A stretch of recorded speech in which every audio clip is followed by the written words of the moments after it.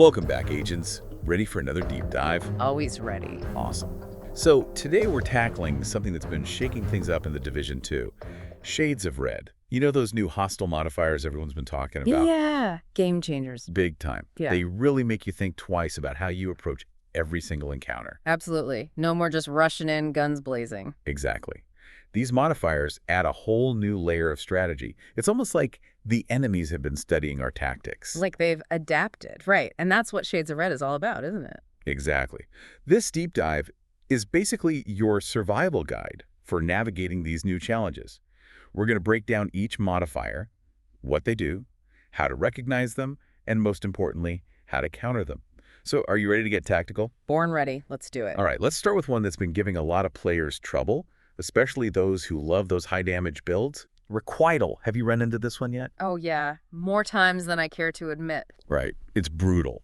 Basically, it means enemies can reflect a portion of the damage you deal right back at you. Especially at mid-range. You can really melt yourself if you're not careful. So I'm guessing staying at mid-range for too long is a recipe for disaster. Pretty much. See, the more you hit them at that range, the more damage they store up, ready to throw back in your face. So every bullet you fire is like adding fuel to the fire. Exactly. You've got to play it smart. Okay, so what's the counter strategy here? How do we avoid becoming our own worst enemy? Think about your positioning. Don't get stuck in that mid-range sweet spot. So more hit-and-run tactics. Exactly. You want to be adaptable, use cover, get some distance, maybe pick them off from afar with a sniper rifle. Gotta mix things up. And how do we know when we're facing an enemy with requital? Any visual cues? Oh, yeah. Keep an eye out for that little dragon tail icon above their heads. Ah, so that's what that means. I was wondering. All right, let's move on to another modifier that's been causing some headaches. Stell Cating. Have you ever felt like your bullets are just bouncing off certain enemies? All the time, like they're coated in some kind of super armor. Right, that's Stell Cating in action. It makes them insanely tough. We're talking like a 60% damage reduction. 60%. No wonder I can barely scratch them sometimes. The trick is that damage reduction only applies if you're attacking them from the wrong range. Wait, so it's like their armor adapts to my position. Think of it like a shield with weak points. You gotta find the right angle to exploit it. Okay, so how do we figure out where those weak points are? Look for the clamshell icon. It'll be either blue, yellow, or red. And each color means? Blue means getting close, like shotgun range. Yellow is your mid-range zone, and red means keep your distance. So it's like the game is color-coding the optimal engagement range. Exactly. It's a nice little visual cue. That's super helpful. So with Stell Cating, it's all about adaptability, knowing when to close the distance and when to hang back. You got it. It really encourages you to be more mindful of your positioning and how you approach each encounter. All right, let's move on to a modifier with a name that's pretty self-explanatory. Terrify. This one is definitely designed to, well, terrify you. Yeah, the name alone kind of sends shivers down my spine. Right. It's all about messing with your movement, slowing you down, and making you vulnerable. So how does it work exactly? Each hit from a terrify enemy steals a chunk of your movement speed.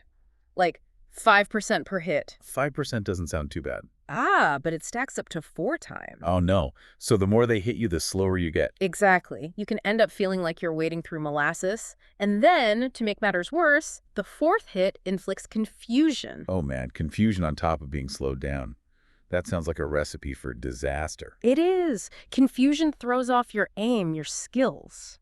It's basically disorientation in game form. So basically, if you see an enemy with that Terrify modifier, you need to take them down before they can stack those debuffs on you. Absolutely. And be extra mindful of your surroundings because their hits from multiple Terrify enemies can stack on top of each other. It can get out of control pretty quickly. So evasive maneuvers are key here. For sure. You want to be dodging, weaving, using cover effectively, anything to avoid getting hit. And how can we tell which enemies have the Terrify modifier? Look for the hockey mask icon. You know, like Jason Voorhees. Oh, right. That makes sense. Ah. Okay, moving on to our final modifier, Master of None. Ah, yes, the jack of all trades. I've heard these guys can be real wild cards. They sure can. See, Master of None enemies switch up their ammo types depending on your range. Wait, so they're like ammo chameleons? They adapt to my tactics? Exactly. It keeps you on your toes, forces you to think about your positioning even more. So what kind of ammo shenanigans are we talking about here? Well, if you get up close and personal, they'll blast you with incendiary rounds. Ouch. Sounds toasty. Right. Then, if you try to keep your distance, they'll switch to shock ammo to zap you from afar. So they've basically got a counter for every range. Pretty much. They like to keep you guessing. How can we anticipate what ammo types they're going to use? Any visual cues? Yeah, look for the target icon above their head. It's your warning sign that they're about to switch things up. So it's all about staying aware of our surroundings and being ready to adapt our tactics on the fly. You got it. It really adds another dimension to combat. So we've covered a lot of ground here, from requital and stellate coding to the terrors of Terrify and the unpredictable nature of Master of None. It's a lot to take in. Any final words of wisdom before we wrap up?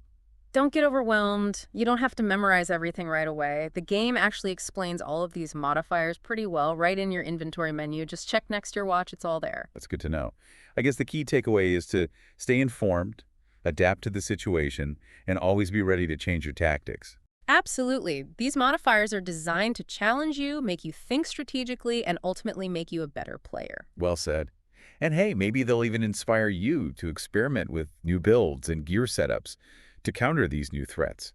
Who knows, maybe you'll discover some amazing new strategies. Thanks for joining us for this deep dive into Hospel modifiers. Anytime. See you in the Dark Zone, agents. And remember, knowledge is power.